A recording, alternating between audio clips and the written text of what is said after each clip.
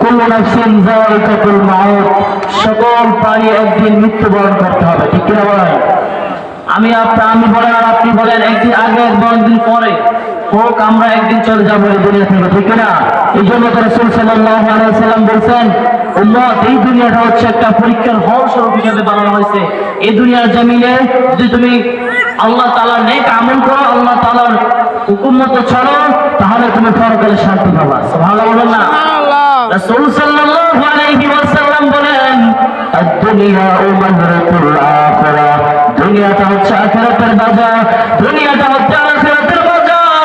সাহাবীরা রাসূল সাল্লাল্লাহু আলাইহি ওয়াসাল্লাম সাহাবীদেরকে ডাক দিয়ে বলেন, সাহাবীরা, ও সাহাবীরা, এই দুনিয়াটা একটা আখিরাতের বাজার, এই দুনিয়াটা একটা আখিরাতের বাজার।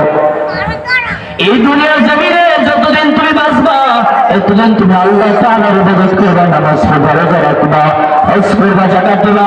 আল্লাহ তাআলা কোরআন কারীমে বলেন, আল্লাহ তাআলা কোরআন কারীমে বলেন, ওয়া মা খালাকাতুল জিন্না ওয়াল ইনসা ইল্লা লিয়াবুদুন।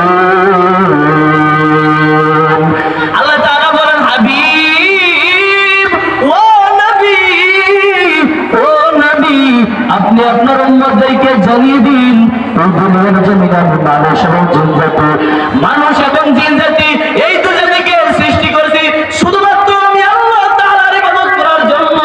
আমি আল্লাহ তাআলার ইবাদত ছাড়া আপনার উম্মতের জন্য অন্য কারো গোলামি না করে, অন্য কারো উপাসনা না করে, আমি আল্লাহ তাআলা এই দুনিয়ার জমিনে বান্দাদেরকে সৃষ্টি করেছি অন্য কোনো উদ্দেশ্য নয়, শুধুমাত্র আমি আল্লাহ তাআলার ইবাদত করব, আমি আল্লাহ তাআলার ইবাদত করব, আমি আল্লাহ তাআলার গোলামি করার জন্য আমি আল্লাহ তাআলা বানাইছি। সুবহানাল্লাহ বলেন না? সুবহানাল্লাহ। আরে দুনিয়ার জমিনে একজনের ইবাদত হবে, তিনি কে?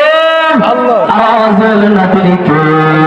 ওয়া মুহাম্মদ মুস্তাফা নবী সাল্লাল্লাহু আলাইহি, ওয়া মুহাম্মদ মুস্তাফা নবী আমার শাফায়াতের কান্দারি, শাফায়াতের কান্দারি রাসূলুল্লাহ, ওয়া মুহাম্মদ মুস্তাফা নবী সাল্লাল্লাহু আলাইহি, ওয়া মুহাম্মদ মুস্তাফা নবী সাল্লাল্লাহু আলাইহি। আর খোদা খাও সবর দয়া হজি